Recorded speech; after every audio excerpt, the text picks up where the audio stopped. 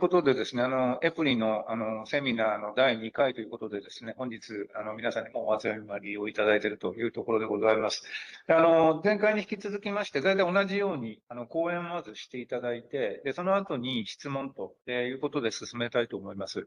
ということですので、夕方からのですね、時間で、2時間という時間、大変恐縮ですけれども、ぜひ最後の方までですね、お付き合いいただきまして、せっかくの機会ですので、ご質問などしていただければと思っております。よろしくお願いいたします。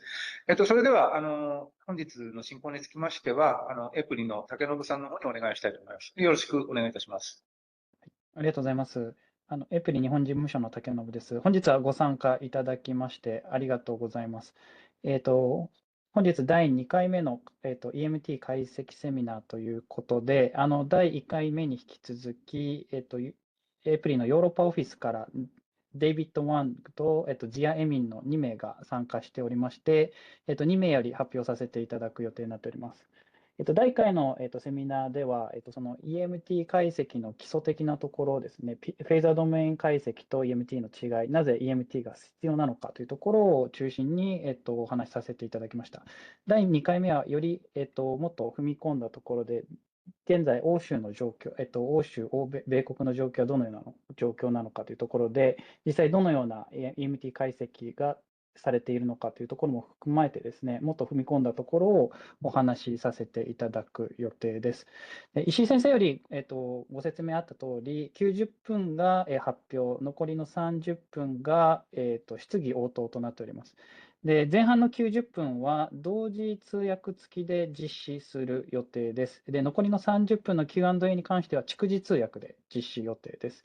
で、同時通訳につきましては、事前にセットアップについてご連絡いっているかと思いますけれども、WebEx 左下に地球儀のアイコンがありまして、そちらをクリックしていただくと、日本語回線か英語回線か、あるいはオリジナルの音声か選べるようになっておりますので、もし日本語での通訳結果をベースに、今回、視聴されたい方は、日本語の、言語チャンネルを選択して、ご聴講いただければと思います。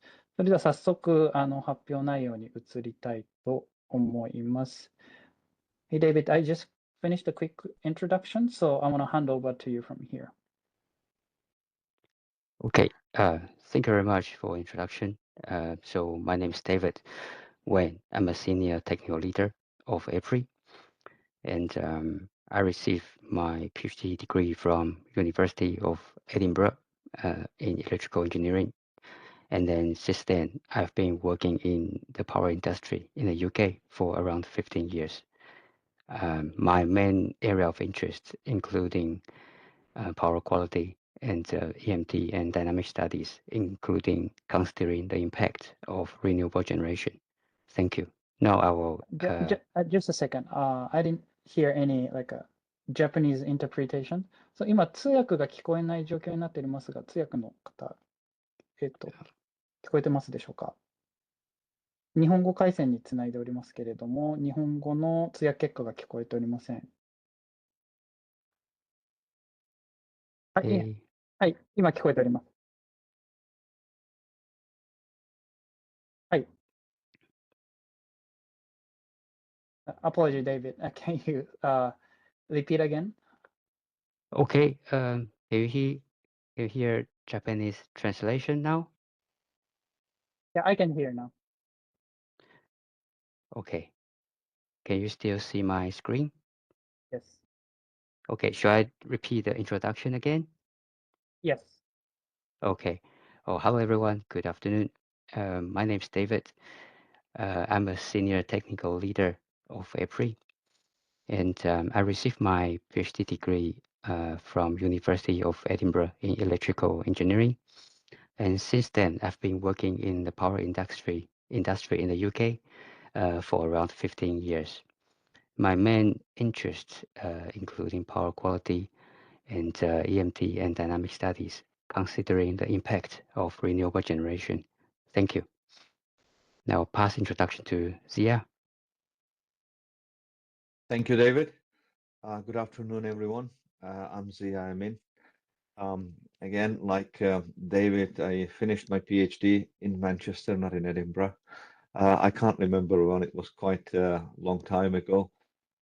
Then worked 15 years in UK transmission company, National Grid, and then 12 years in a consultancy environment before moving to EPRI. So for the past 2.5 years, I've been working in EPRI, and my primary interest area is really transmission planning, but more so power quality and switching transients.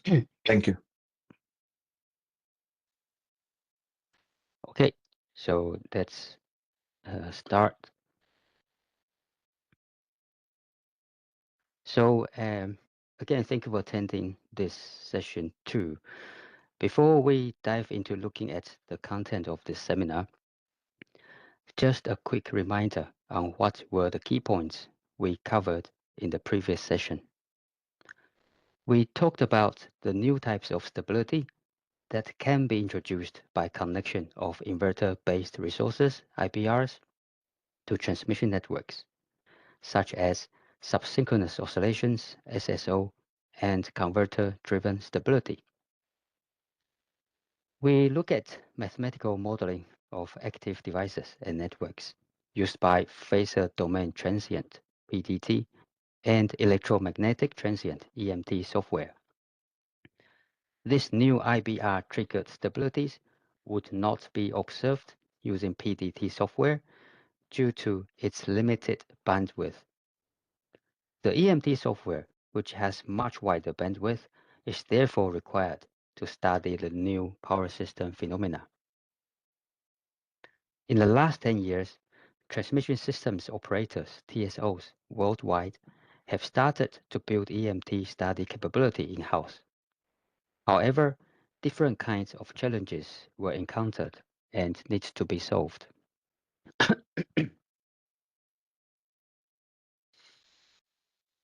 In today's seminar, we will first look at where different TSOs are at the moment in terms of developing the EMT study capability, including what really made them to start this process. What were the challenges and lessons learned so far, and where these TSOs are heading to keep improving their capability. Next, we will look at the EMT modeling requirements that have been put into the grid codes, as well as some new emerging requirements. Finally, we will look at some large-scale EMT studies carried out by several TSOs and discuss the study outcomes and the impact to the network planning and operation process.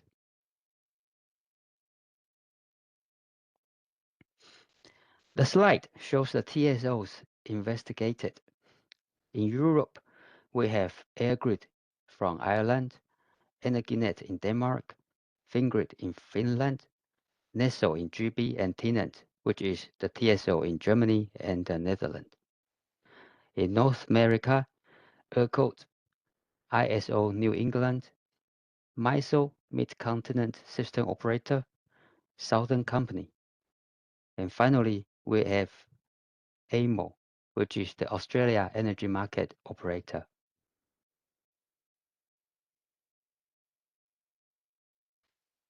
In this section, we are going to summarize where these TSO are in terms of building capabilities of carrying out large-scale EMT studies.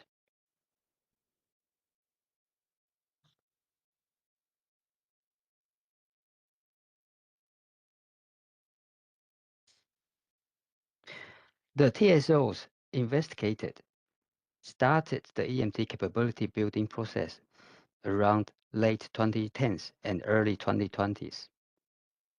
Many claimed that the trigger was due to increased awareness of the new types of stabilities the connected IBRs can cause to their transmission systems. Few TSOs, including NESO, stated the main motivation was really the system event happened in August 2019. which we will talk about in the next slide. For many TSOs, dynamic performance studies in EMT domain for HVDC applications was one of the earliest applications experienced by TSOs. From the EMT studies, TSO observed the HVDC behavior in EMT cannot be fully captured in PDT. They are aware that this would also apply to other IBRs connected to their networks. Before starting the process, TSOs have identified multiple critical use cases, including EMT studies for IBR's connection, large-scale stability studies, and post-event investigations, etc.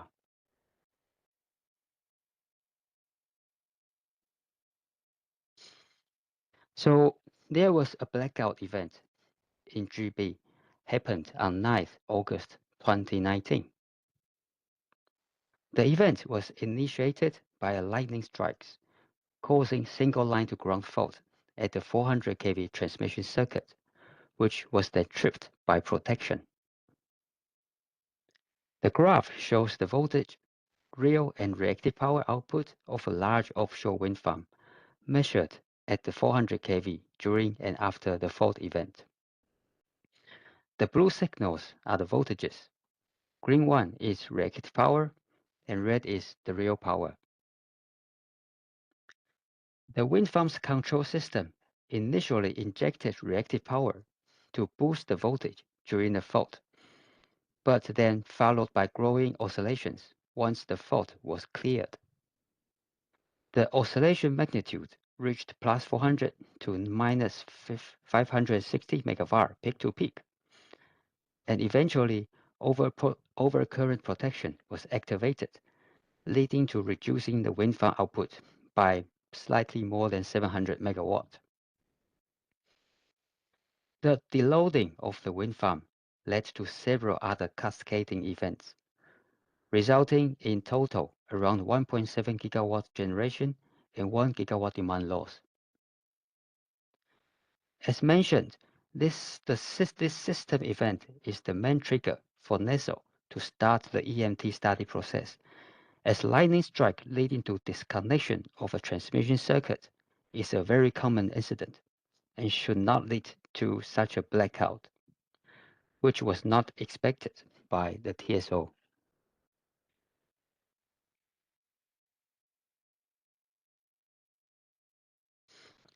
The slide gives a summary on where the TSOs are in terms of EMT studies, and break down into 4 different areas. That is, defining EMT modeling requirements in grid codes, carrying out large-scale EMT studies, upgrading IT and computing infrastructure, and recruitment. All TSOs investigated have EMT modeling requirements for synchronous generators and IPRs in place in their grid codes. These requirements are similar in high level, but can differ in detail.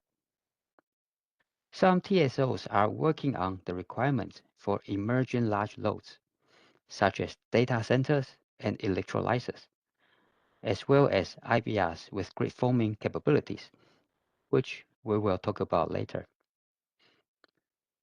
Few TSOs have built entire or large parts of their networks in EMT domain and carry out large-scale EMT studies. Since starting the process, TSOs have upgraded their IT and computing infrastructure specifically for EMT studies. The upgrade will continue with increasing complexity and frequency of EMT studies. Some are planning to utilize cloud-based servers, while some prefer improving the computing infrastructure locally. As for recruitment, depending on their size of networks and how often EMT studies will need to be carried out, TSOs have expanded their EMT team consisting of from 5 to more than 30 EMT study engineers and experts in-house. In the next few slides, we will talk about some lessons learned by TSOs since starting this process.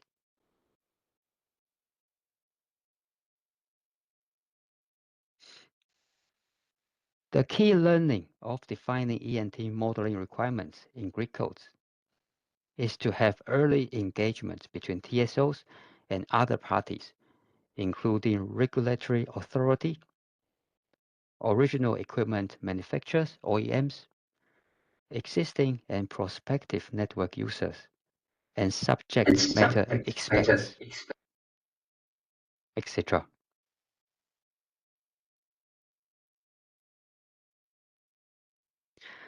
Several aspects of the requirements should be covered and defined clearly in Greek codes, such as functional requirements, compliance tests, and required accuracy for the EMT models to be accepted, software compatibility, what needs to be included in the submission documents together with the model, and also responsibility to maintain the model and provide technical support if required. There should be a panel consisting of representatives from all stakeholders to have regular meetings to discuss, review, and propose changes to the EMT modeling requirements in Greek codes.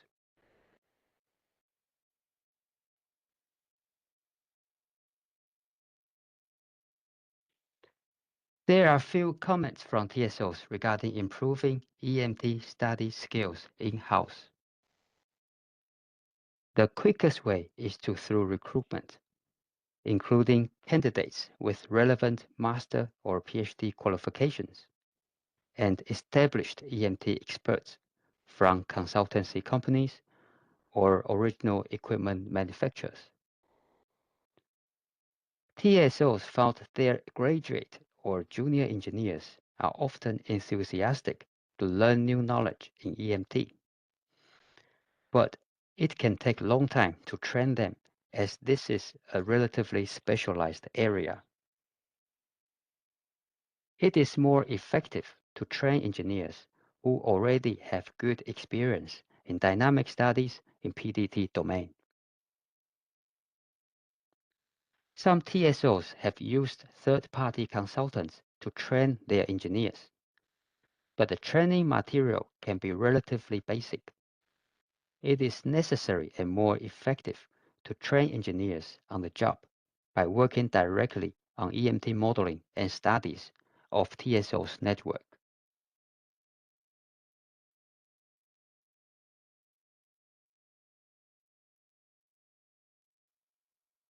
Running EMT simulations can take a long time, and the simulation time can be reduced by enabling parallel computing. There are two main ways for TSOs to consider in terms of investing in computing infrastructure, either locally or using cloud-based server. Upgrading computing facility locally may take long lead time and may lack scalability due to space constraints.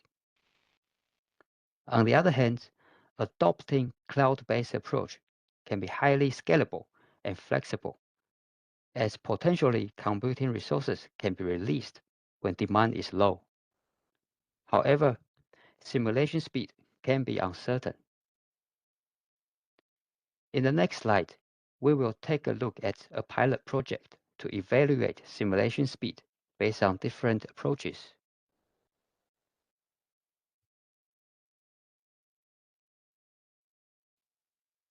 So ISO New England carried out a pilot project to evaluate EMT simulation speed between using cloud-based and local computing facility.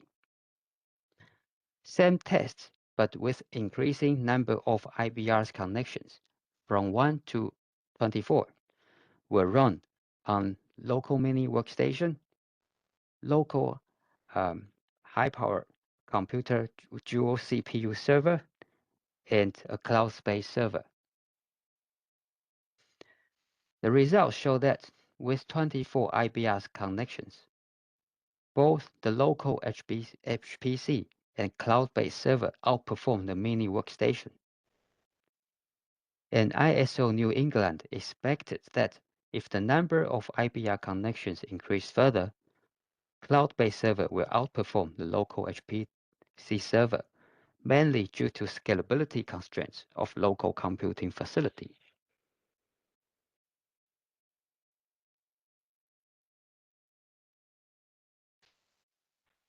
There are several key challenges already encountered by TSOs. To maintain EMT models of existing plants proved to be very difficult, due to either the EMT models are not available or there are compatibility issues between the available models and software platforms used by TSOs. To tackle this challenge, some TSOs tried to develop generic EMT models for the existing plants, but parameterization appears to be difficult.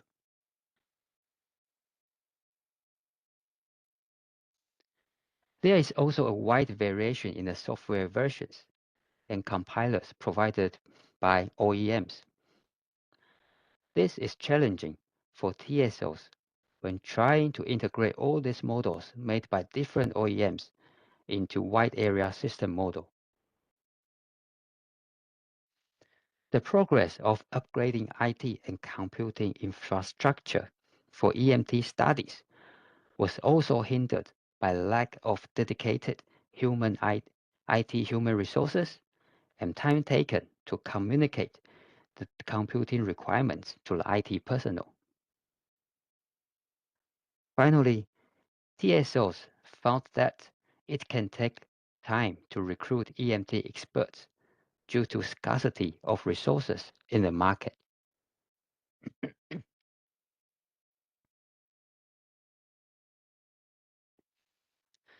This slide gives an example of how EMT model of the GB transmission system was developed, which is by utilizing innovation funds. To start building the EMT study capability by initiating an innovation project could be a good way to secure the initial resources required. In 2020, an innovation project was kicked off by the GB TSO and all three transmission owners to start building the whole GB transmission network in EMT domain. In order to overcome the limitation of PDT to study weak and low inertia transmission system. The expectation was that the EMT model representing the whole GB transmission system would be the key to study the impact of IBRs and to find potential solutions to minimize the risks of triggering system instabilities. The following were to be completed at the end of the project, including to build and validate the EMT model of the GB transmission network, to establish a process of the GB TSO and transmission owners to use the model, and to establish shared computing resources for running EMT simulations. The project was successful and has been further extended, with the third version of the project just started last year to continuously improve the EMT model in the aspects such as to further improve the simulation speed, developing EMT protection model based on UK standard, and improving the conversion process from PDT to EMT model.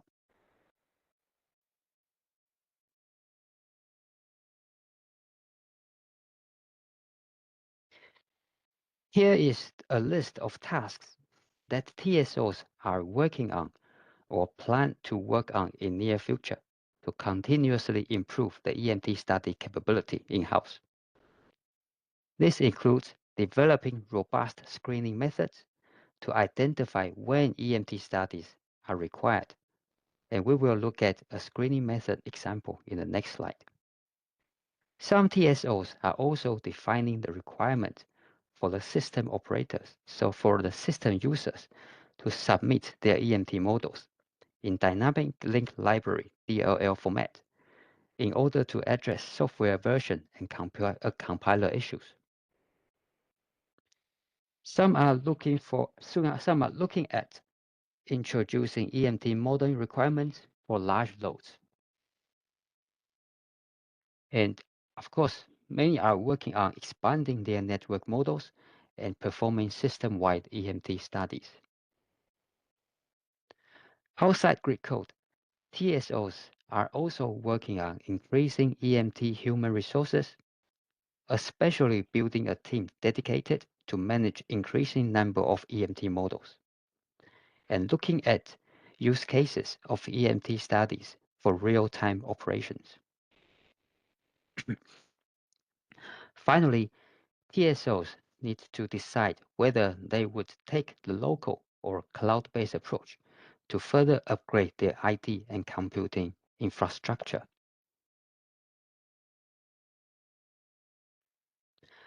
Here we have an example of using equivalent short circuit ratio SCR to screen large-scale EMT studies by Fingrid, which is the TSO in Finland.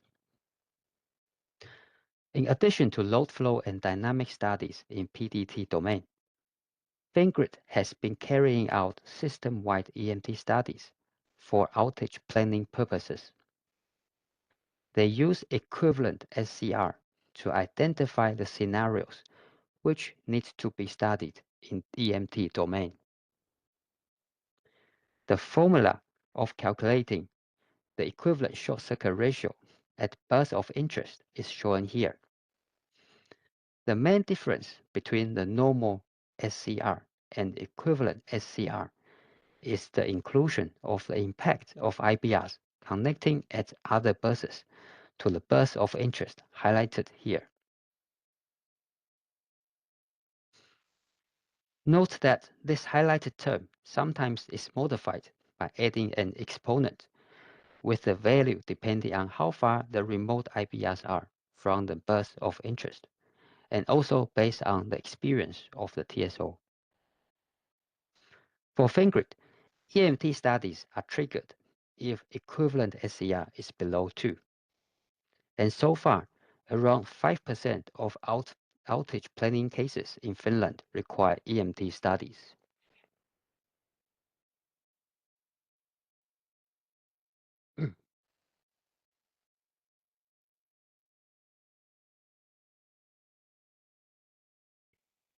And in this section, we will look at EMT modeling requirements in grid codes. In most of the grid codes, EMT modeling requirements cover the following sections. Who shall provide EMT models? What the EMT models will be used for? Components or equipment within a user system that should be modeled. What simulation tests should be done to the EMT model, and what are the accuracy requirements? Model usability and submission requirements, and finally, requirements for model maintenance and support.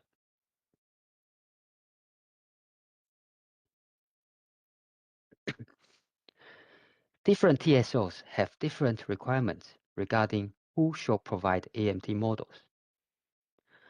But the requirements mainly depend on few factors, such as whether the user system is transmission or distribution connected, and its installed capacity. In general, EMT model shall be submitted to TSOs if the user system is transmission connected, or if it is distribution connected, but the size is greater than a threshold defined by the TSO, as shown in this flow chart.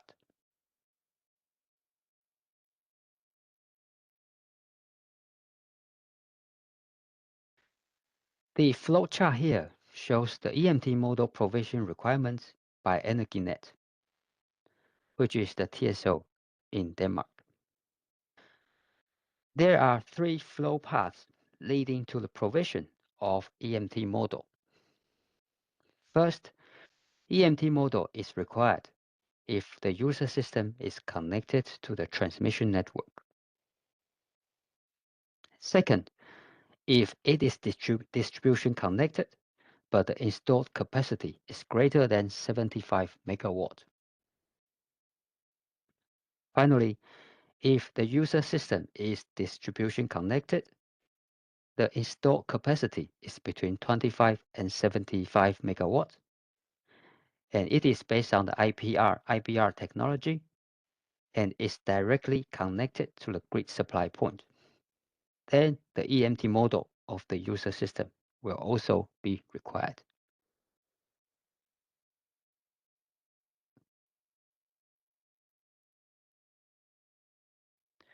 In grid codes, TSOs would clearly state what types of studies the EMT models will be used for. This sets out the framework for more detailed EMT modeling requirements.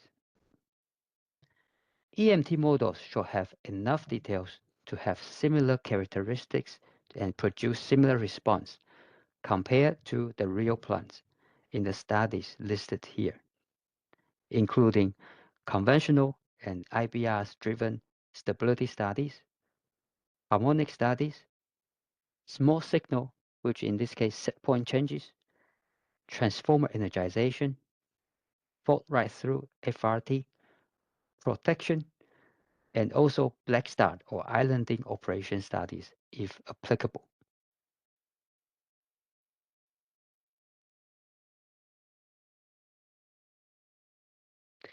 In the next few slides, we will look at components required to be modeled for synchronous machines, inverter-based resources, and wider user system and protection. From the high level, the models should cater for specific inputs and output requirements. The EMT models should have perimeters and settings specific to the plants that will be installed on-site and produce similar response compared to the real plants. Most of the TSOs do not accept generic models for new plants.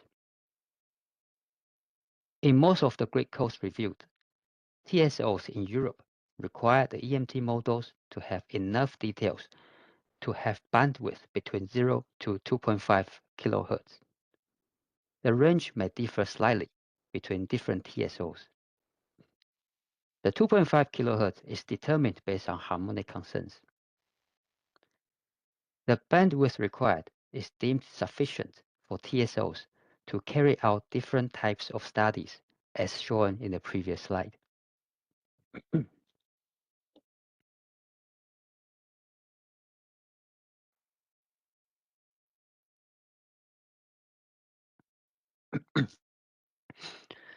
The EMT model of a synchronous generator should include electrical representation of synchronous machine, exciter and control, automatic voltage regulator AVR, power system stabilizer PSS, turbine and governor control. And also very important, in order to study subsynchronous oscillations, such as subsynchronous torsional interactions, SSTI, the whole mechanical drivetrain needs to be represented as multi-mass shaft torsional model. Each drivetrain mass will have its own inertia constant, shaft spring constant, torque shear, and damping values. The table here indicates the parameters of a drivetrain mass model required by Fingrid.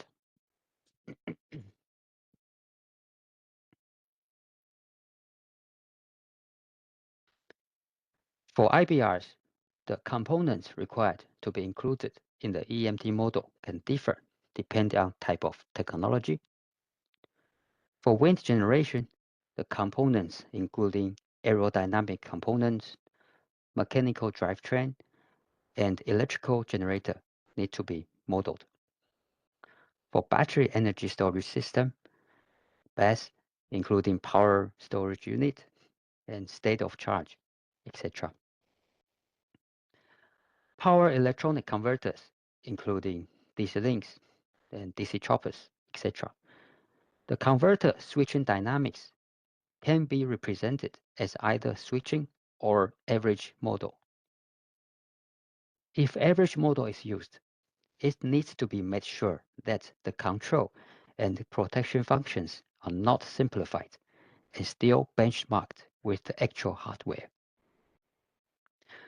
Other critical components of IBRs, such as power plant controllers, inner and outer loop control, and phase locked loop PLL, need to be fully represented in the model. All relevant control functions that exist in the real plant on-site should be included, such as FRT, real and reactive power control, pitch control for wind generator, battery management system for BESS, and any other special controls like grid forming, power oscillation damping control, etc.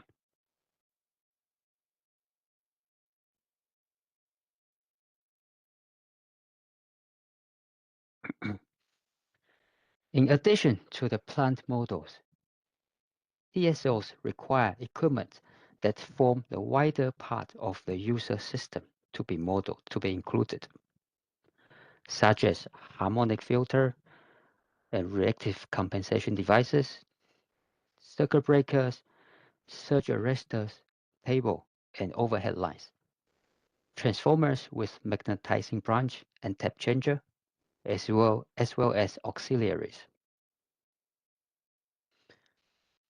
Transformer tap changer control and control of both static and dynamic reactive compensation devices also need to be accurately represented in the user system EMT model.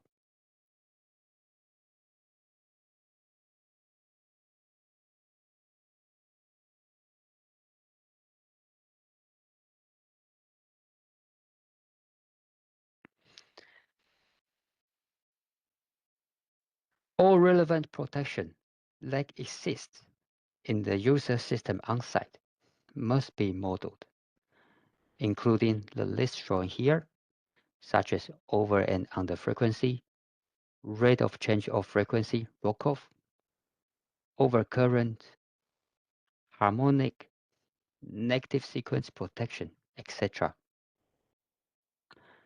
Some are specific to synchronous generators, such as loss of excitation, out of step, torsional stress protection, and any special protection should also be included if applicable, such as SSO protection for IBRs. In most of the grid codes reviewed, all protection functions must be modeled based on the real code as implemented on-site. For more information, more details can be found, for example, in C-Grade Technical Brochure 958.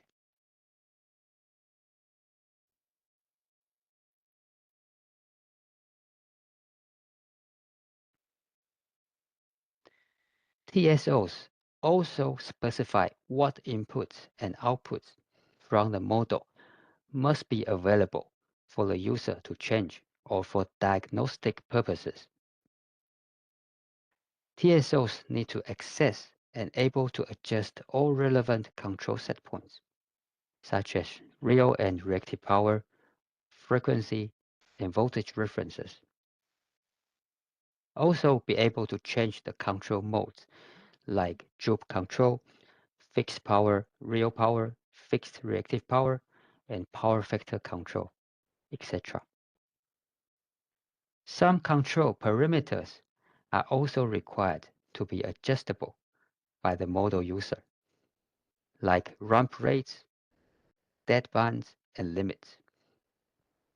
Note that the upper and lower limits of these adjustable control parameters would need to be clearly specified in the control parameter descriptions in the model and also in the user manual. All relevant protection settings should also be made available to the model user. Most of the TSOs require the ability to enable and disable protection functions, as the experience shows that many studies result in unintentional tripping of converter equipment. And the ability to disable protection functions temporarily provides study engineers with very valuable system diagnostic information. Some signals are required to be made available for diagnostic or demonstration of compliance purposes, including power, voltage, current, and frequency measured at the plant terminal or at the point of interconnection of the user system. For IBRs, output of PLL, voltage and current references in DQ domain of the internal controller, DC link voltages, etc. need to be measured and made available. For synchronous machines or synchronous generators, signals such as rotor angle speed, input-output of AVR, PSS, and excitation systems. Also, signals that trigger different protections should also be made available.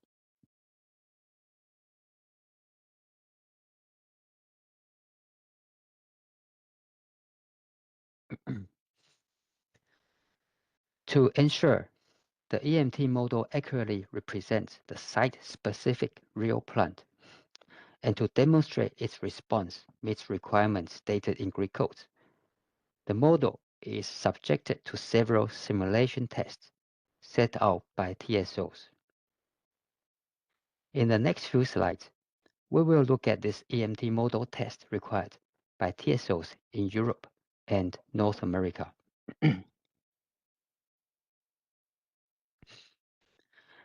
The TSOs in Europe require the following simulation tests. First, to apply step change to real and reactive power, voltage, and power factor reference signals to demonstrate the response of the model is similar to the measured response of the real plant. Second is a limited frequency sensitive mode. It's an emergency mechanism. When the system frequency is outside the upper and lower limits set out by TSOs, such as plus or minus 0.5 Hz of the nominal frequency, generators running in limited frequency sensitive mode, LFSM, under or over frequency will quickly increase or decrease megawatt power, trying to slow down the frequency excursion. The LFSM over frequency is mandatory for most generators, and the EMT models are subject to LFSM simulation test to demonstrate the compliance. Third, unlike LFSM, frequency sensitive mode FSM is a continuous primary frequency response of generator to increase or decrease megawatt output once the frequency is outside a very narrow deadband, such as plus and minus 25 MHz, and based on the power frequency droop setting. Generation with this function equipped will require the EMT model to be tested by applying a frequency change profile set out by the TSO. Finally, another simulation test required is to apply different types of fault and voltage dips with various retained voltage at point of interconnection to demonstrate the EMT model can ride through the faults and remain connected to the transmission network. Note that in addition to these tests mentioned, other tests are often required by different TSOs in Europe as additional, including high voltage ride-through, phase angle jump, protection and power oscillation control test, if applicable.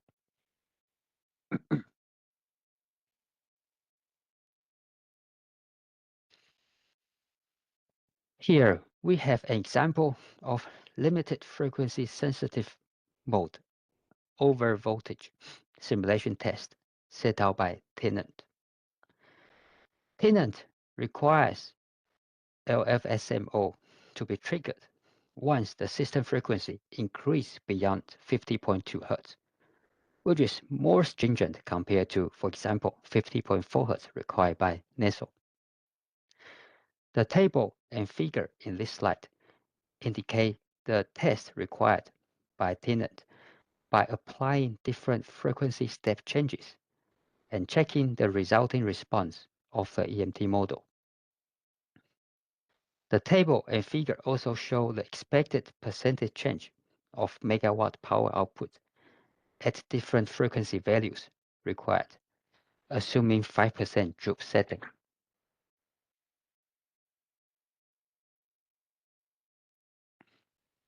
The test is deemed successful if the simulated response of the EMT model meets the required percentage change of initial output as indicated in the table.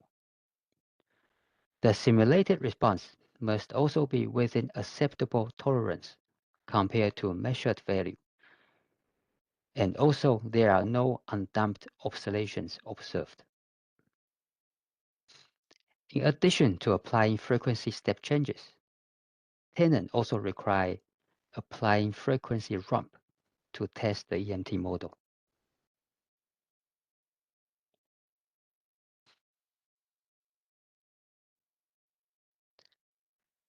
This slide shows the simulation test required by Southern Company and MISO in North America. The simulation tests required by TSOs in North America are generally in line with those required by TSOs in Europe, but the details can be different. The requirements by TSOs in North America are normally referenced to IEEE 2800-022. One noticeable test required by most of the TSOs in North America investigated is the short circuit ratio test, which is applicable to IBRs only. And we are going to talk about the test in the next slide.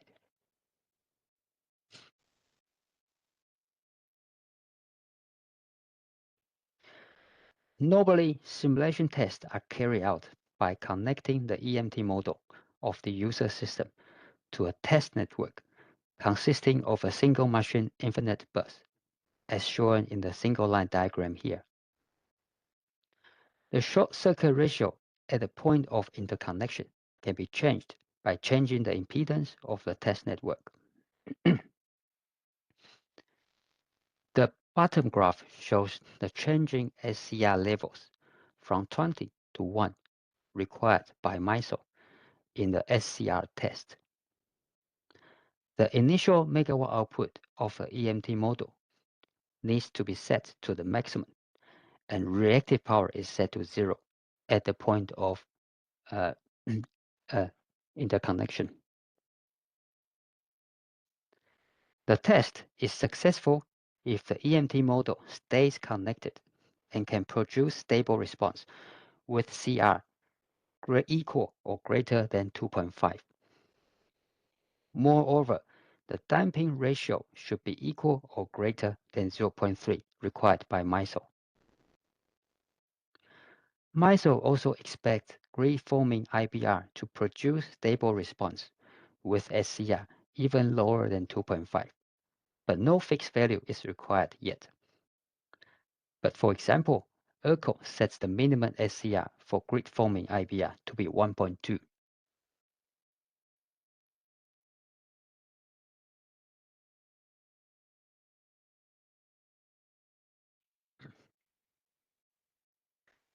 Most of the simulation tests need to compare to the real test results if applicable. Some are also required to compare to the results from PDT simulations. In general, in a simulation test, the response of the EMT model can be categorized into 3 different phases.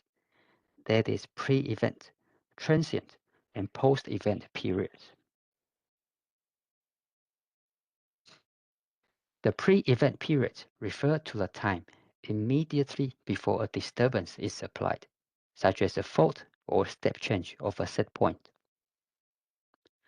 The transient period is the time between the start of the disturbance and until the model's response settles within a predefined tolerance of the final steady state value set by the TSO.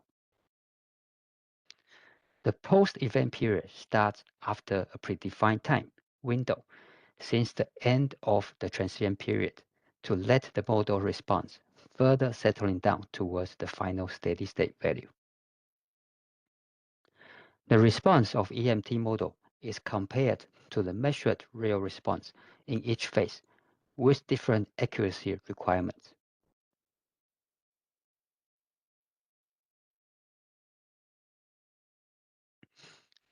The slide here describes the accuracy requirements by NEDO. The accuracy requirement in the pre-event and post-event periods is quite straightforward. The response of the EMT model should be within plus and minus 3% of the measured response. In the transient period, the simulated response should be within plus and minus 10% of the measured value at any given time for at least 95% of the time in this transient period. Also very important, the simulated response should display similar trend to the measured response. For example, it is not acceptable if the simulated response contains oscillating components, while similar oscillations are not present in the measured response.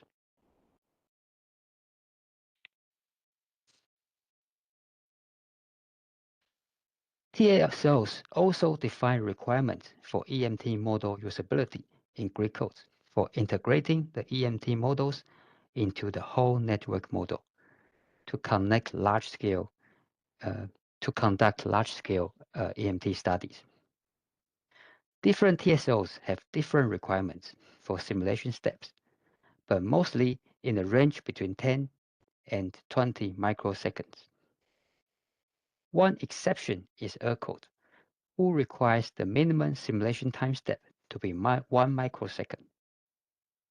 Other TSOs expect the EMT model to produce accurate response with minimum time step of 10 microseconds for all types of studies considered. The system user is required to explain if EMT models need to be run with time step smaller than 10 microseconds and may be asked to make some improvements, such as using average converter model instead of switching model.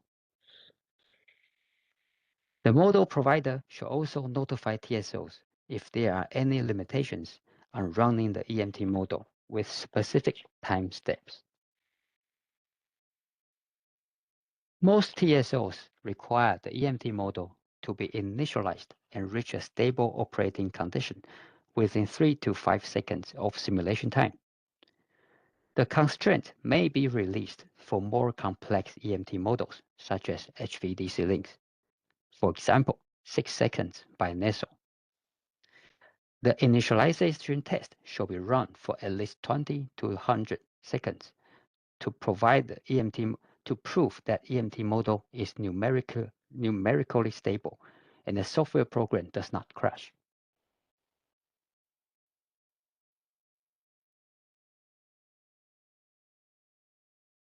Excuse me.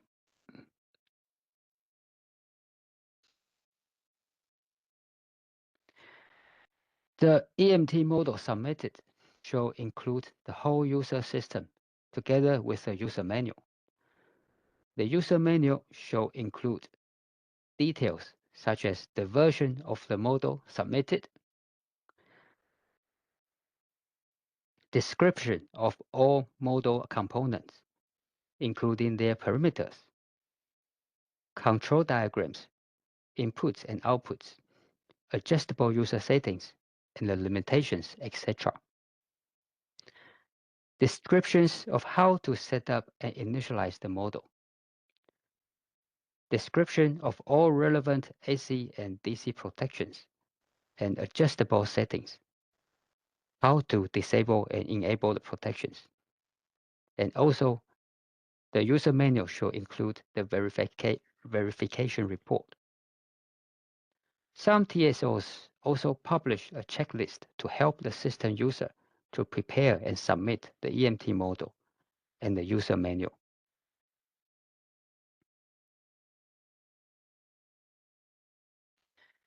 TSOs require the system user to confirm they have contract or binding agreements with the equipment vendors to provide maintenance and support to the EMT model throughout the lifetime of the real plant. This includes helping TSOs to solve any technical or software compatibility issues discovered by the TSOs. Models should be updated as requested by TSOs if there have been any changes to the real plant or if the simulated response is different to the measured response in post-event EMT studies observed by the TSOs. Some TSOs also request system users to validate the EMT model response to the field measurements of selected actual events even after the energization on an agreed regular basis.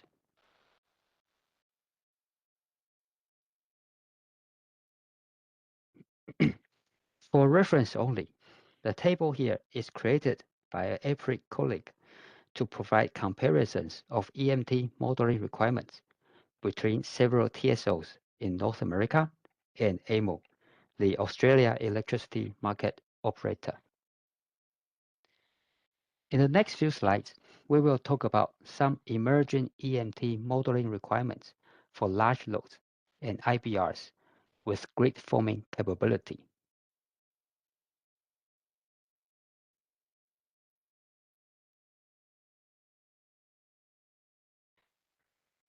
In recent years, there have been increasing number of data centers and electrolyzers connecting to the transmission networks worldwide. Each single site can host demand of several hundred megawatts or even gigawatts. Recent studies and post-event analysis have shown that these large loads have significant impact on the connected networks.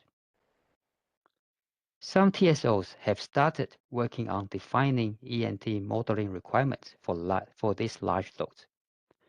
The work and research is ongoing, but at the present stage, EMT model of a large load will need to be provided if its size is greater than a predefined threshold, or the demand is converter-based with some forms of active controls and fast protection. Similar to the EMT modeling requirements of other IBR devices, the EMT model of the large load will need to have wide frequency bandwidth, be site-specific with all relevant control and protections included in the model.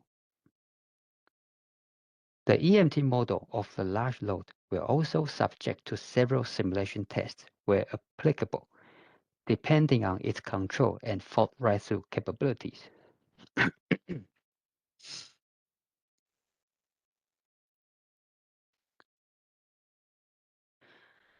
Since recent years, there are also increasing number of IBRs with grid forming capability connected to the transmission networks worldwide.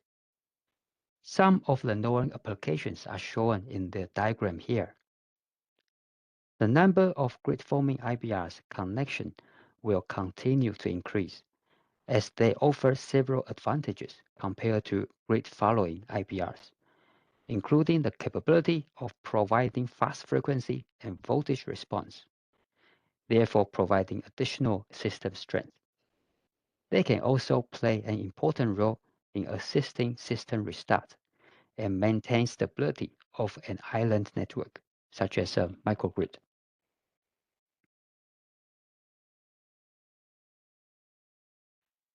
In Europe, few TSOs, including NEDO and Tenant, have incorporated EMT modeling requirements for grid-forming IBRs in their grid codes. The figure shows the simulation tests required for grid-forming IBR. Compared to grid-following IBRs, there are 3 additional tests applied. The first one is to simulate the active power response to roll-off. A grid-forming device is expected to quickly inject or absorb active power based on the change of rate of change of frequency, as similar to inertial response from synchronous generators.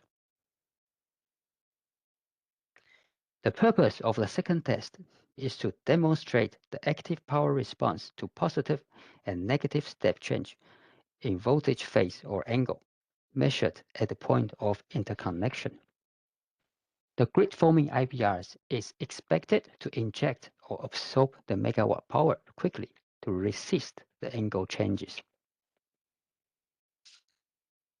The purpose of the third test is to demonstrate the capability of grid-forming IBRs to help damping oscillations by injecting or absorbing active power, mimicking the response of synchronous generator.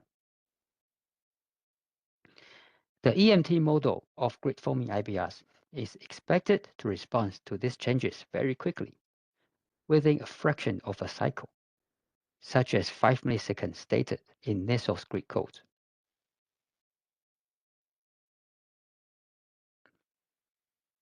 The figure shows an example of active roll-off response power test set out by NEDO. The top graph shows that the frequency measured at the point of interconnection is reduced from 50 Hz to 47 Hz, with roll-off equal to -2 Hz per second. The frequency then increases back to 50 Hz with plus 2 Hz per second roll-off. The middle graph shows the roll-off calculated from the frequency change in the top graph. The bottom graph shows the megawatt response of a small grid-forming energy storage system, which quickly injecting active power with positive roll-off value and reducing the power with negative roll-off.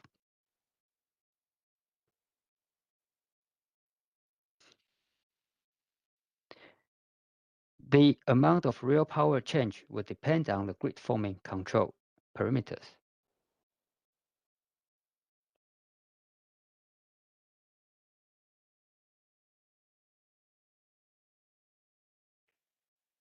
The table compares the simulation tests required by ERCOT between energy system, storage system with and without advanced grid support, which is another terminology of grid forming.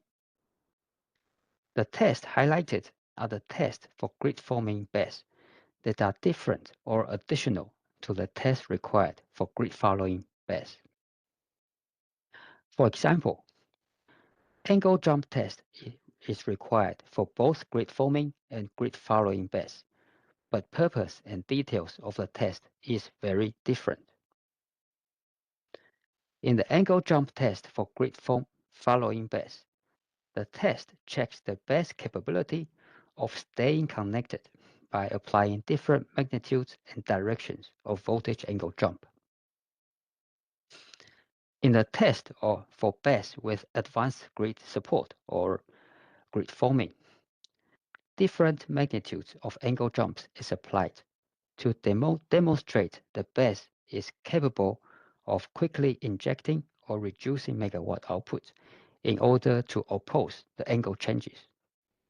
The size of megawatt change depends on the size of the angle step change.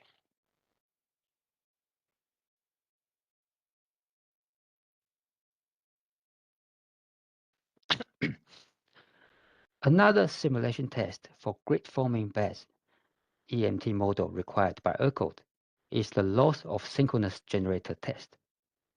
Similar test is also required by MISO.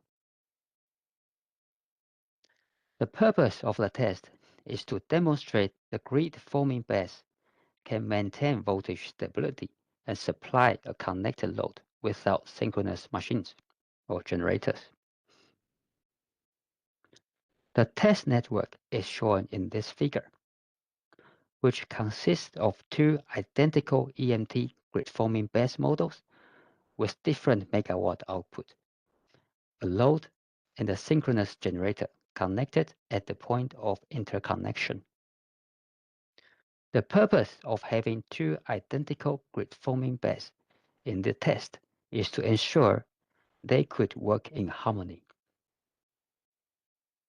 The top graph shows the megawatt output of the synchronous generator, demand, and the grid-forming base.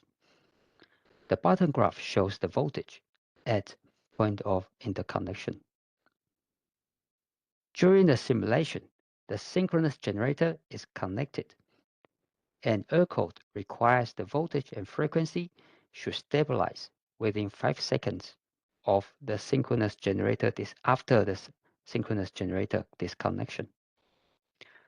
Also, the real and reactive power output of the grid-forming base should change quickly, meeting 90% of the demand within 1 cycle.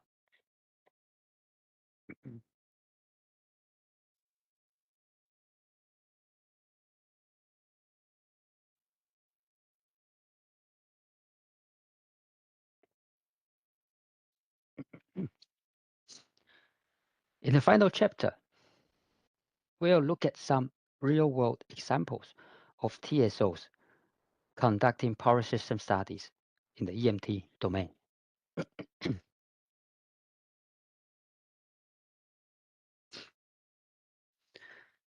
In this example, EnergyNet conducted studies in both PDT and EMT domain to investigate an event leading to the disconnection of a HVDC link.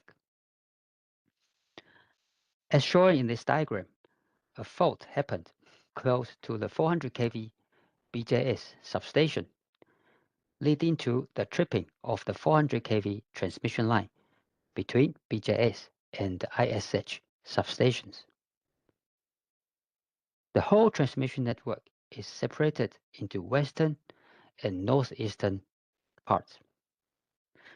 The western network became much weaker due to most of the synchronous generators are connected in the northeastern part. During the network separation, the two HVDC, SB and KO, which connect to the western part, experienced commutation failure. And eventually, the SB HVDC was tripped due to SSO protection.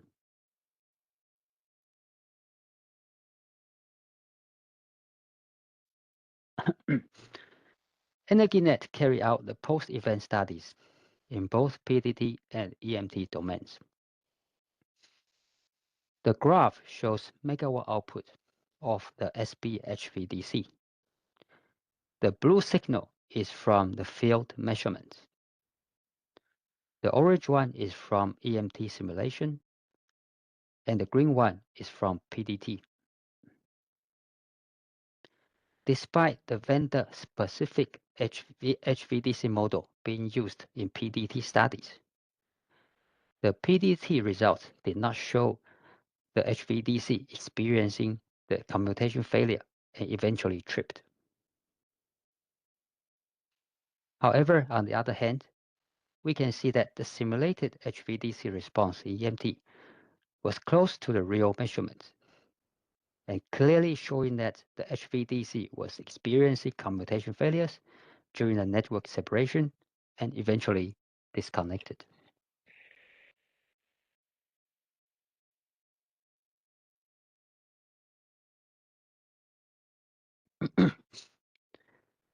This example is about EnergyNet carrying out EMT studies for future network planning. In 2028, the 400 kV transmission lines between BJS and the ISH substations will be upgraded.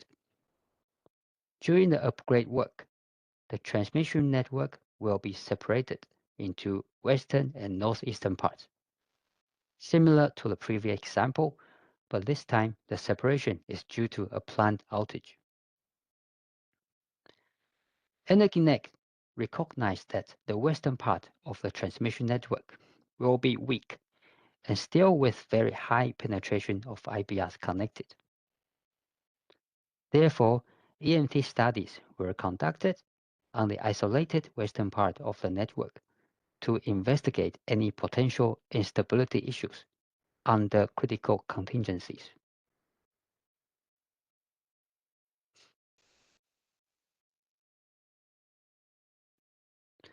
The graph shows results of a case involving a three-phased ground fault applied on a 132 kV transmission line within the western isolated network.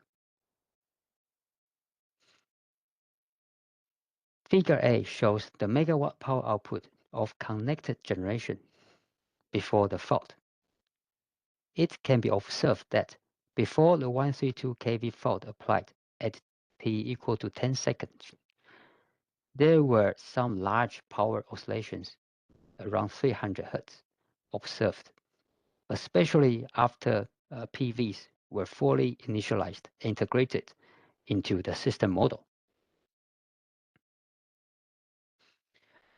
Figure B shows the voltages at selected 132 kV bus bars during and after the 132 kV fault. Subsynchronous oscillations of 5 Hz were observed at the 132 kV buses near the PV plants. The studies were also conducted in PDT domain, which did not show the oscillations.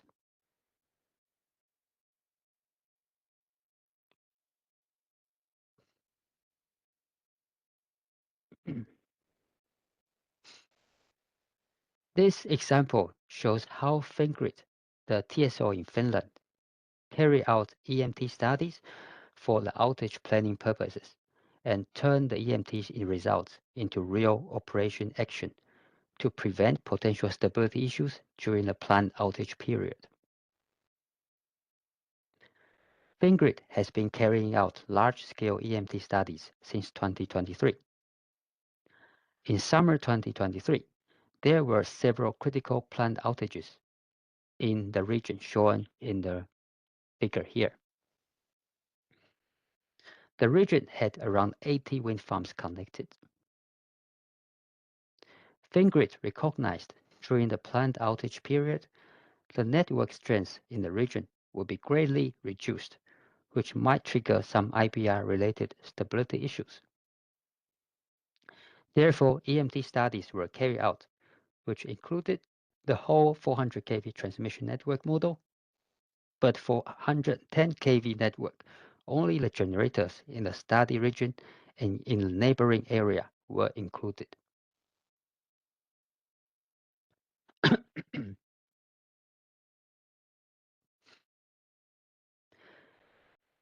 The results showed that total wind farm output in the region needs to be curtailed below 2 GW compared to the total installed capacity of 4 GW in that region. Otherwise, 5 to 6 Hz oscillation could happen and lead to tripping of the wind farms. Some mitigation solutions were also identified from the EMT studies, which could further reduce the total amount of output to be curtailed, including retuning some of the power plant controllers or setting some wind farms to fixed reactive power control during the planned outage period. Since then, Fingrid have incorporated EMT studies as part of their outage planning process and notify the results and utilizing the solutions found from the EMT studies to the control room to prevent system instabilities. Fingrid EMT model includes more than 2,000 buses and more than 100 IPRs models.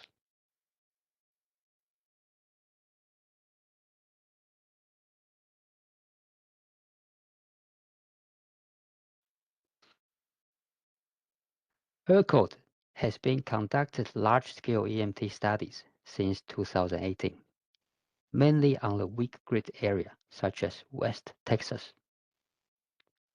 One case was to study potential stability issues on the 345 kV network in Panhandle and nearby areas in 2020, where more than 10 gigawatt of IBRs are connected, as shown in this diagram here. The EMT model included more than 400 buses and 46 IBRs running in 42 parallel processes to reduce the simulation time, as shown in the bottom diagram. However, it still took around 2.5 hours to run one contingency case.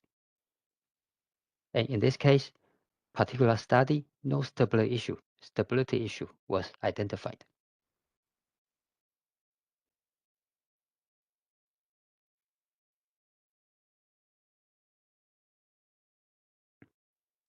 AMO, the Australia Electricity Market Operator, built their EMT transmission network model and set up the simulation utilizing cloud-based servers.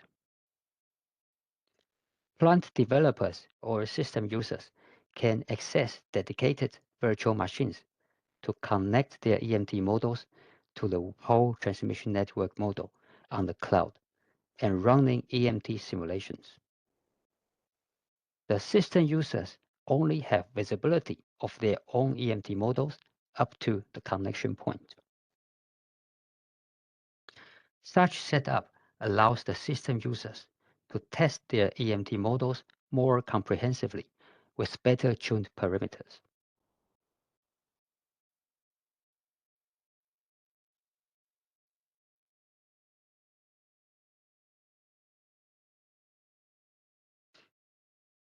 We have seen several examples of different TSOs conducting large-scale EMT simulations.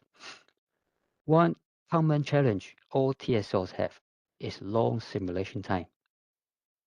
For example, a TSO mentioned that simulation time of less than 1 minute can take 24 hours in real time to finish the simulation. There are several factors affecting simulation time, such as software and hardware used, simulation time step, which cannot be changed as this is application dependent. The third one is related to the model components, such as number of IBR switching elements and network buses, which affect the mathematical matrix size to be solved by the EMT solver. The first and third factors could potentially be improved to further reduce the simulation time. And in the next slides, we will talk about how TSOs reduce the matrix size to improve the simulation speed for carrying out large-scale EMT studies, as shown previously.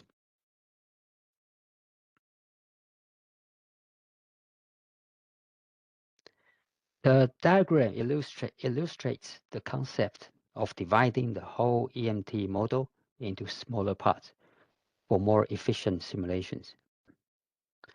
The division allows breaking down the matrix into smaller ones to be solved by the solver. In this example, the plant models are run in separate parallel processes, and also the whole network is divided into smaller parts, and each is also solved by individual processes running in parallel. The approach is adopted by the TSOs in the previous examples, and the table provides the summary of the EMT model structure adopted by these TSOs and the result simulation speed. For example, it took AMO around 3 hours and 15 minutes to run 30-second simulations of EMT network, consisting of 3,000 buses and utilizing 240 parallel processors.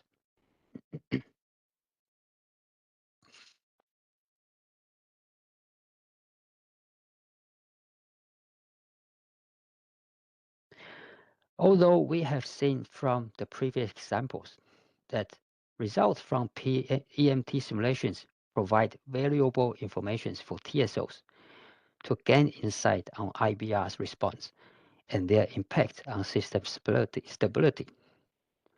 We would also like to use the next few slides to talk about and stress that using PDT software to study system dynamics is equally valuable. In fact, PDT and EMT study will be complementary to each other.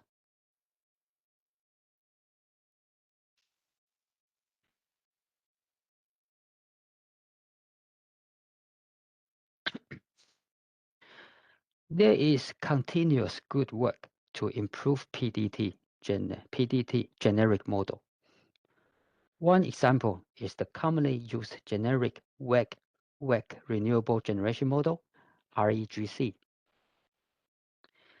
It is understood that the exact performance of PLL and fast control loops of IBRs can only be accurately represented in EMT domain. However, the PDT generic renewable generation model, REGCA, has been improved to REGCC to include approximate representation of PLL and inner control loop dynamics. The figure compares the response of IBRs with changing SCR short circuit ratio simulated in EMT and in PDT using generic renewable generator model REGCA and REGCC. The results show that when a short circuit ratio changed to 2 from 2.5, oscillations were observed in EMT and PDT using the improved REGCC model, despite the oscillation frequency and magnitudes are different. While no oscillations were observed in PDT results using the older REGCA model.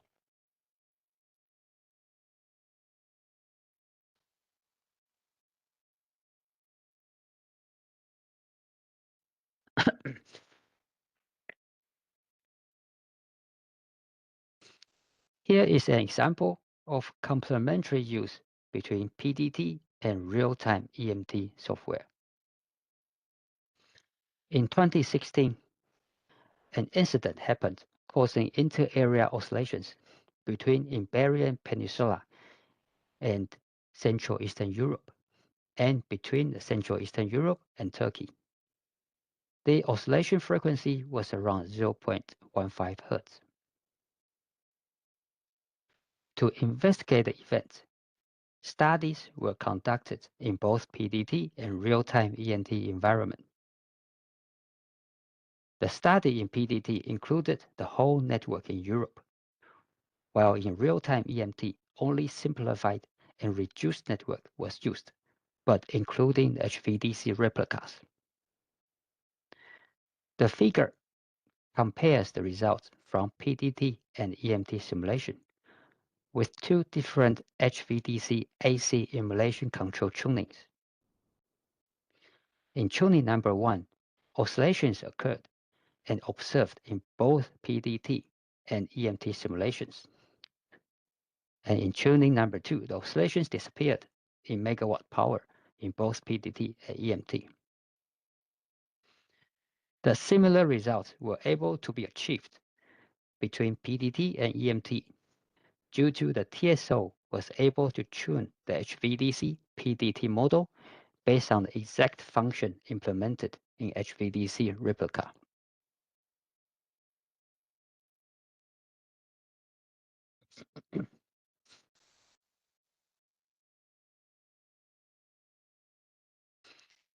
PDT EMT co-simulation is another emerging approach to further optimize computational performance while maintaining good simulation accuracy. excuse me. The high-level concept is shown in the figure.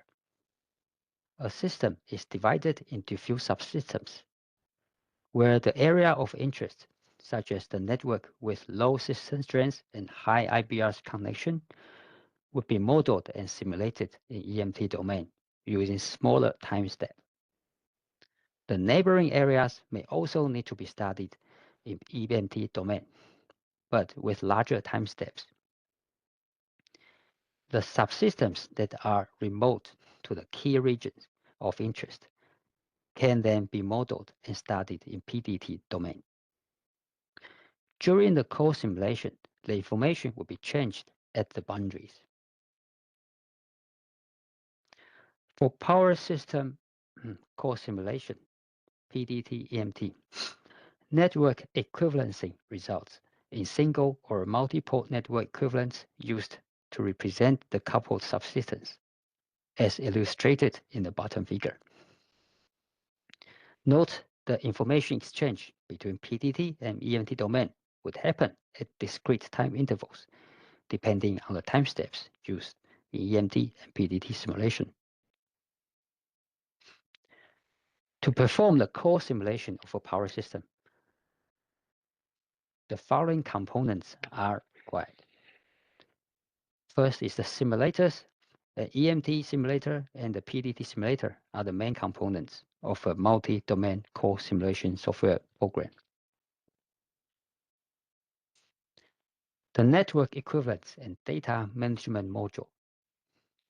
Interfaces are essentially network equivalents representing each simulated subsystem.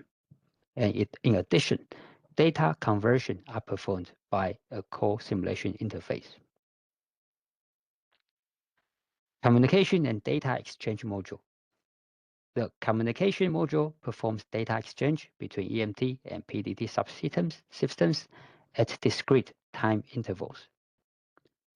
Typically, communication is managed using a master-slave type model, and the communication module controls the sequence of execution and synchronizes the time of simulators during the simulation period.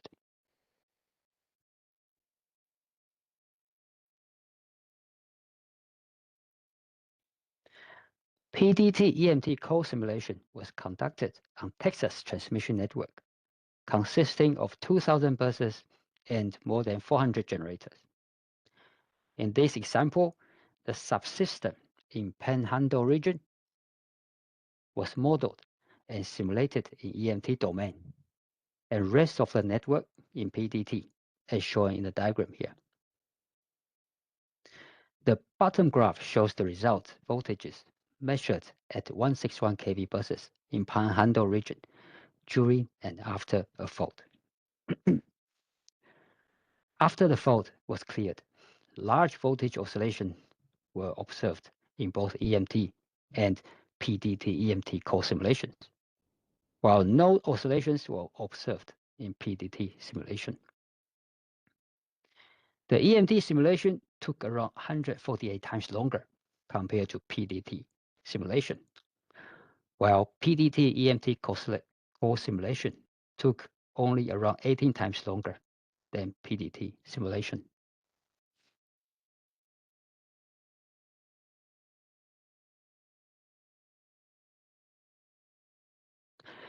Finally, conclusions. Some key points to be taken away from this seminar. Since late 2010s, TSOs have started building EMT study capabilities in-house, mainly due to increasing awareness of new types of stability issues triggered by IBRs. The key activities involving defining EMT modeling requirements in Greek codes, expanding EMT study team through training and recruitment, upgrading or improving IT computing infrastructure, and also carrying out large-scale system-wide studies. However, challenges were already encountered, such as gathering EMT models from existing plants, model portability issues, scarcity of EMT experts in the market. Also, deciding between local versus cloud-based computing solutions, and long simulation times when running large-scale EMT studies. TSOs are still continuously improving EMT study capabilities and working on defining EMT modeling requirements for large loads and devices with grid forming capabilities in grid codes. Some of them also working on building dedicated EMT model management team and also identifying use cases for real-time EMT applications. Results from large-scale EMT studies carried out by TSOs have proven to be valuable and have direct impact on network operation and planning to avoid system instabilities. However, TSO expect complementary uses between PDT and EMT software going forward.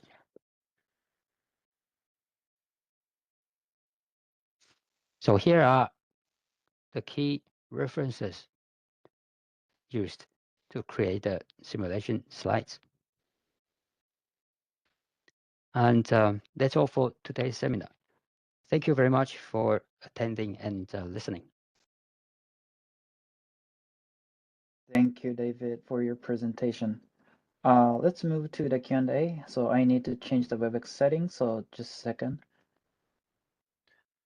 こちらまでご発表、ご参加いただきましてありがとうございます。次にQ&A に移りたいと思います。Q&A は、同時通訳ではなく逐次通訳にて実施しますので少々お待ちください。また、質疑の、何かご質問がある場合は WebEx の下にある挙手の、手を挙げているアイコンがあると思うんですけれども、そちらをクリックしていただいて、ご発言していただければと思います。こちらでしていたします。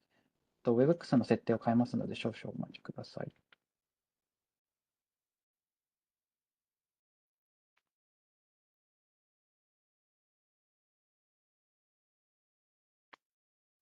通訳の方聞こえますでしょうか？はい、聞こえています。はい。はい、聞こえております。はい、今、同時通訳モードを解除しましたので、こちらにて、逐次通訳で Q&A を進めたいと思います。本日の発表について何かご質問などありますでしょうか？挙手のアイコンにてご質問いただければと思います。ありがとうございます。それでは、日立の西岡様、お願いいたします。Thank you very much for very informative presentation. And I have one question, but let me explain the background. For wind farms in Japan, TSOs or OCTO required to wind developers to submit RMS models, PDT models. But they put a requirement that it has to be white box, no black box allowed. But suppliers cannot provide a white box model. It contains their IPs, intellectual properties. Then they made a compromise. They decided to use genuine model, WEC wind model, and developers or wind suppliers shall submit parameters on WEC model. That was the compromise. But for EMT, that method cannot be applied because it has to be accurate, true model. In that case, only IBR PCS suppliers or HVDC suppliers only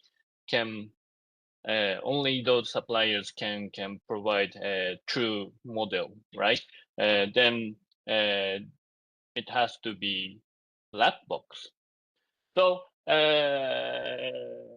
there's conflict between network operators side and suppliers. So my question is, in Europe or US TSOs, how they handle this issue? They are okay with black box model, or they still require white box models for EMT? では、通訳をさせていただきます。まず、その日本においての風力発電においては、TSO、オクトなどが RMS モデル、あるいは PDT モデルを、提供することを要請しています。で、それはブラックボックスではなくホワイトボックスということで、あります。サプライヤーというのは、その IT が入っているボックスは提供できないということがありますので、ワークモデルを、風力の場合は提供することになっています。しかし EMT の場合はそれが、できません。正確なものでなければならないからです。したがって、そのブラックボックスがどうしても必要ということになりますが、その場合はネットワークオペレーターとサプライの間でコンフリクトが起きるかと思います。ヨーロッパあるいはアメリカの TSO はどのように対応しているのでしょうか。ホワイトボックスでなくてもブラックボックスで受け入れているのでしょうか。So, based on the investigation, most of the TSOs in Europe and North America require the plant-specific black box model. The important thing is to have control and protection, right, implemented using the site-specific real code. So as long Can as pause here? では回答したいと思います。ヨーロッパ並びに北米においてのその TSO はそのブラックボックスをプラントスペシフィックに固有な形で提供することを要求しています。重要なのはサイト固有のコントロール並びにプロテクションであります。think also the key thing is in Greek codes, the requirements like what signals should be available for TSOs to change and modify and what parameters can be changed need to be stated clearly in Greek codes. 重要なのはグリッドコードにおいて要件を明らかにするということであります。TSO が変更できるあるいは修正できるシグナルは何かということを明らかにしなければなりません。そして、プライマリーパラメータなど変更するものも、明瞭に、特定しなければなりません。それはグリッドコードにおいて必要ということになります。So even the black box provided, which can protect IP, but also shouldn't or not expected to affect the usability of the model by TSOs. で、IP を保護するブラックボックスであったとしても、TSO によるこのモデルのユーザビリティに影響を及ぼすべきではありません。And this also facilitated by the support and maintenance requirement as well. で、これはサポート並びに保守の要件によっても円滑化されています。Yeah. じゃあ、ジェアさん。 Thank you, David. There are a few other things that needs to be considered in a black box, although it's acceptable. One is portability. So if the TSO is moving from one version of their particular EMT software to another, they want that black box to be actually movable, transferable, i.e. they don't want to go back to the OEM or the developer to recompile the code and then resubmit it. That takes a lot of time, and obviously when you consider the number of equipment connected. では、私の方からも補足したいと思います。その受け入れ可能なブラックボックスにおいても必要な要件となるのはポータビリティということであります。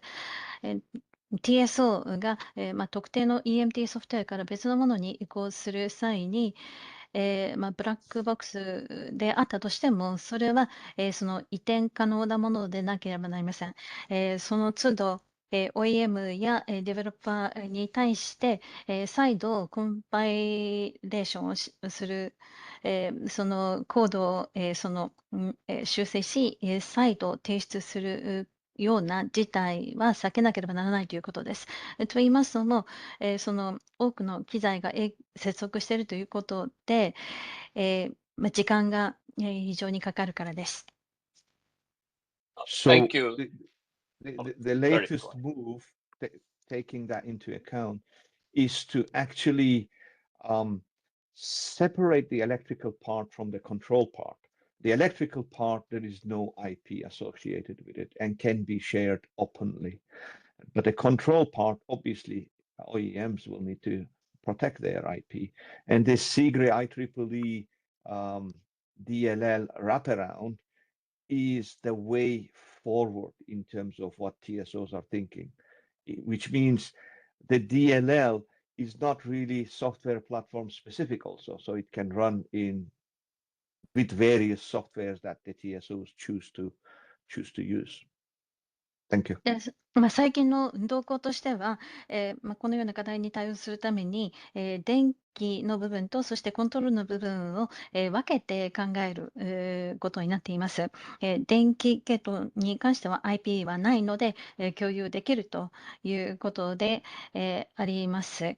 そしてコントロールパートに関しましては OEM は当然のことながら、IP を、保護、しなければならないということですが、これもシグリの IEEE のラブランドにおいて、その情報が提供されています。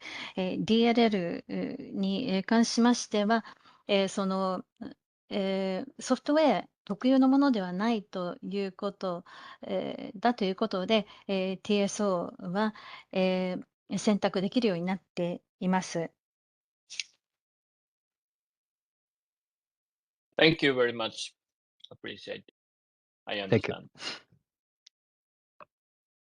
次に、アイストの橋本様、お願いいたします。ありがとうございます。酸素研橋本です。貴重な情報ありがとうございます。This is Hashimoto from AIST. Thank you very much for that very informative presentation. スライド Thank you. 40のNESO のリクワイメントについてお伺いしたいです。I have a question regarding requirements of NESO on slide 40. 我々もこの、リクワイメントというのを各国の参考にさせていただいて、日本のこのクライテリアというところについて検討をして、NEDO のプロジェクトで検討しているところです。Within NEDO project, we are drawing reference from various countries' requirements to develop criteria for Japan. で、この5ミリセックの応答というところを参考にさせていただいているところなんですけども、日本ではワンサイクル程度のレスポンスを求めることをしようどうかと考えているところです。We are referring to 5 millisecond response, but in Japan, we are thinking of using about one cycle response. で、その背景として5ミリの5ミリセックの応答をどのように確認するかっていうのが非常に難しいかなと思ったんですが、このあたりについて何かこのドキュメント以外に、そういった5ミリセックの応答を確認するような方法、もしくは、例えばどのぐらいの変動をしたときに、それを良しとするかっていうようなところについて情報があれば、もしくはご考えがあれば教えてください。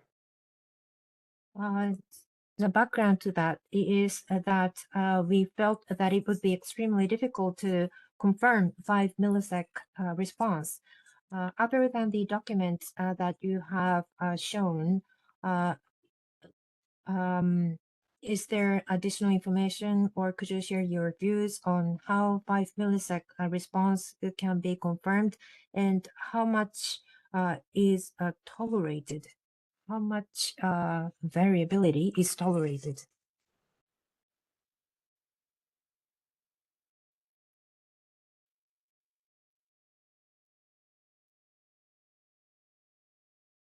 Zero or Yeah, David, do you have any comments? Yeah. maybe I can take it. I think if I may come back really to check whether I understood the question correctly. The reason why you are not looking at 5 milliseconds is because you can't check this, because that's what came in the translation. 通訳を聞いて私が理解した理解が正しいか確認させていただきたいのですけれども、5ミリ秒であると、5ミリ秒であったか確認ができないからというふうにおっしゃったと理解しましたが、それで正しいでしょうか。はい、その通りです。で、もう一点補足しなきゃいけないのは、我々はこのシミュレーション上というところもそうですが、実機でのレスポンスも同じようにクライテリアを考えたいというところで、ノイズによってこの5ミリセリックっていうのの応答をどのように確認するのかというところに困っているところです。That is correct. And if I may add another piece of information, we would like to apply the same criteria not only for simulation results, but as for actual measurement results as well. But we were wondering if we can confirm whether actual measured results was also 5 milliseconds despite noise. Well, I can't confirm anything that was done internally in NESO because obviously those decisions are based on their internal studies, what they come up with. But what I can provide in terms of view is that they want this type of response on the basis of the needs of the system. So if you want to increase that response, you are perhaps suggesting that the system is capable of actually operating within that time frame without any problem. This specific requirement is for grid forming to actually respond to any change very, very quickly. And that is what EMT model simulation here is trying to test. これは、NESO が内部で何をしたのかということになりますので、私としては確認のしようがありませんが、彼らが内部でスタディを行った結果に基づいています。で、私自身の見解といたしましては、こういった、リスポンスとして必要とされる、水準については、システムでどのような必要性があるのかということに基づいています。で、リスポンス時間をより大きくしたいということであれば、その時間の枠の中でシステムで、そういった時間の枠の取り方でシステムに問題が起こらないということであるということになると思います。で、シミュレーションでテストをしたいのは、グリッドフォーミングで十分に高速に反応ができるかということです。So please note this is for grid forming plant, right? Not for any IBR plant. So it has to have the grid forming capability. These three items that are shown on the slides are the extra EMT simulation requirements on top of anything else that is done. Because you expect from the grid forming plant to be able to help the system and therefore be fast. これはあくまでもグリッドフォーミング、発電所で、を、対象としたものでありまして、IBR 電源すべてに当てはまるわけではありません。で、グリッドフォーミング、の能力として、必要とされていることとして、EMT のシミュレーションで追加的に3つの項目の要件を、示しています。グリッドフォーミングプラントであるということで、システムを、ヘルプしてくれる、高速に対応することでシステムをヘルプするという想定のもとです。ありがとうございます。おっしゃっていることは、よく理解をしています。はい、コメントありがとうございます。これ回答していただく必要ないんですけども、グリッドホーミングとして理解した上で、電圧源として瞬時に応答すべきだというところの瞬時っていうのを、やはりメーカーからは、数値的に表してほしいという要求があり、それをどうやって、測るべきかっていうところを今考えているところでした。ありがとうございます。Thank you very much. Thank you for that comment. And I am aware that the IBRs in question are grid forming, but I asked the question fully aware of that situation. And the reason behind this question, and this doesn't require your answer, but the reason behind this question is that we want a quick response from the power resource, and manufacturers want us to show numerically how quickly that is. And that is the background of my question. Thank you. Just to add that based on the TSOs we investigated, the NEDO requirement less than 5 milliseconds, which is 1/4 of a cycle, is the most stringent. Some TSOs just specify less than 1 cycle or even just less than half cycle, just for your information. ご参考までに、様々な TSO を調査した結果としまして、この NESO の5ミリ秒というのは、サイクル4分の1であり、一番厳格な基準になっています。他の TSO では1サイクル未満とか2分の1サイクルとしているところもあります。It will be system dependent, right? But also within the same system, different nodes may actually require different times. So obviously this is the overall that is applied for the whole system. で、それはシステムに、よって違ってきますし、同じシステムの中でもノードによって違ってきます。とはいえ、今挙げた数字はシステム全体にかかるものです。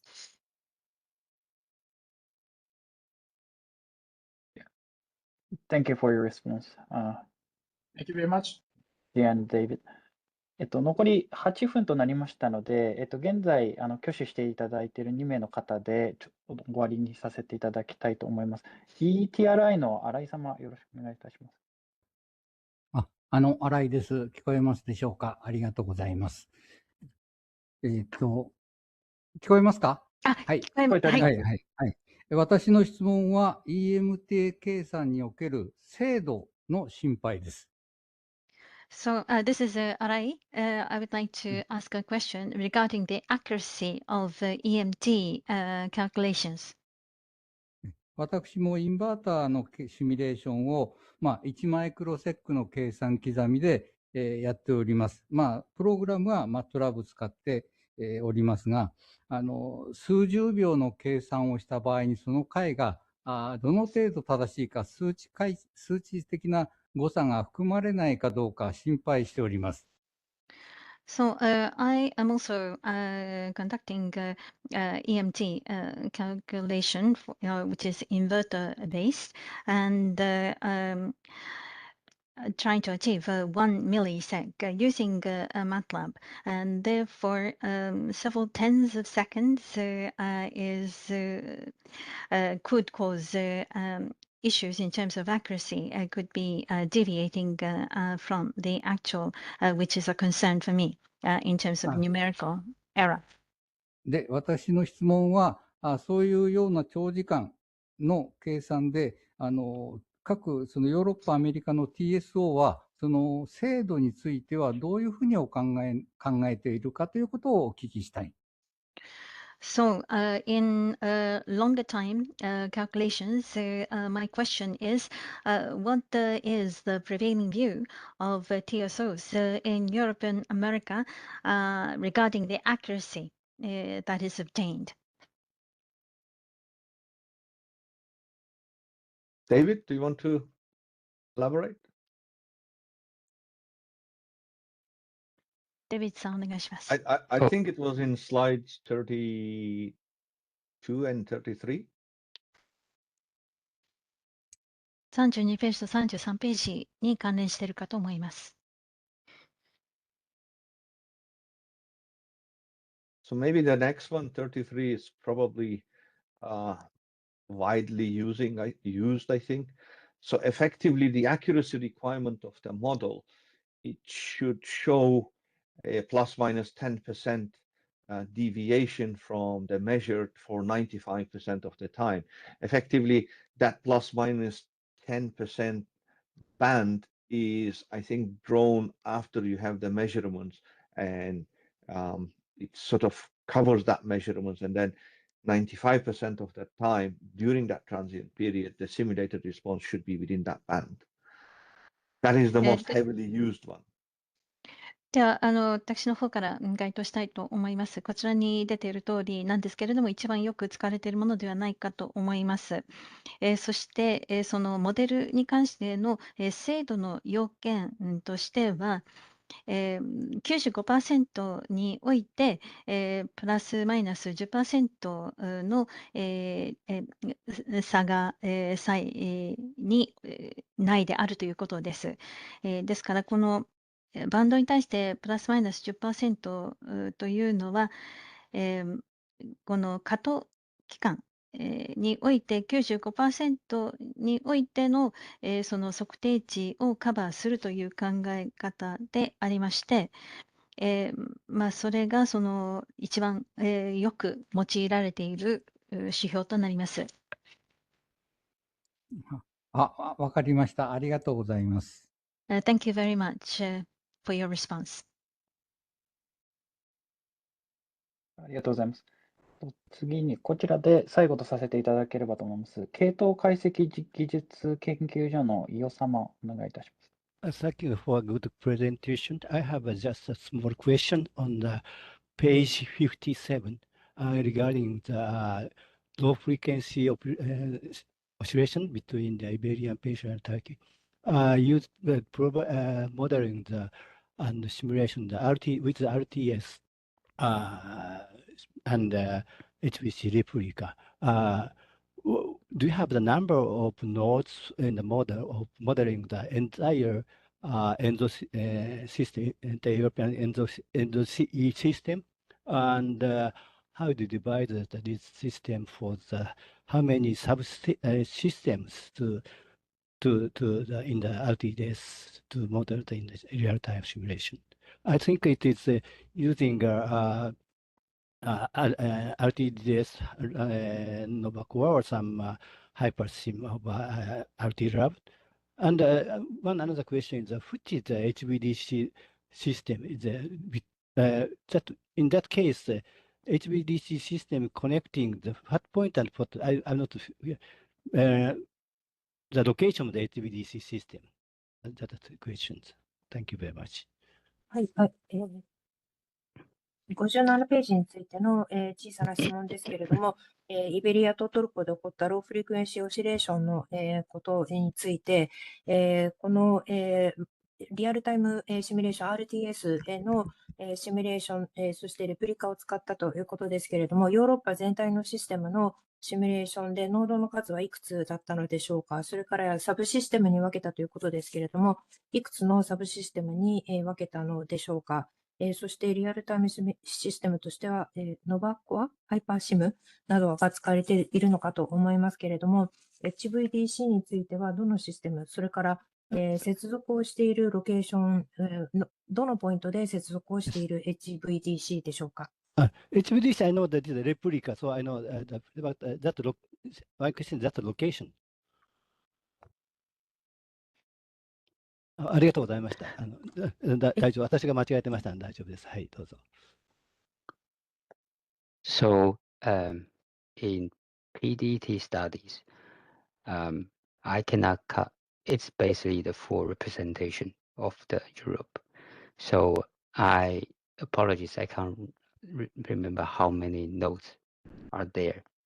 But Okay. for the real-time EMT simulation, the report, yes, it is a very simplified application, a network. So the network only consists, if I remember, two main buses, that is representing the Eastern and Central Europe, and the equivalent representing the Iberian side and another equivalent representing the Turkish side.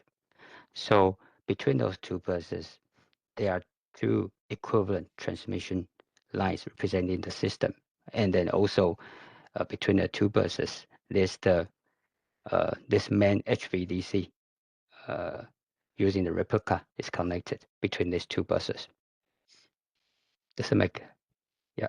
PDT スタディについては、ヨーロッパ全体をフルにレプレゼンテーションしたものですけれども、ノードの数については申し訳ありませんが、今覚えておりません。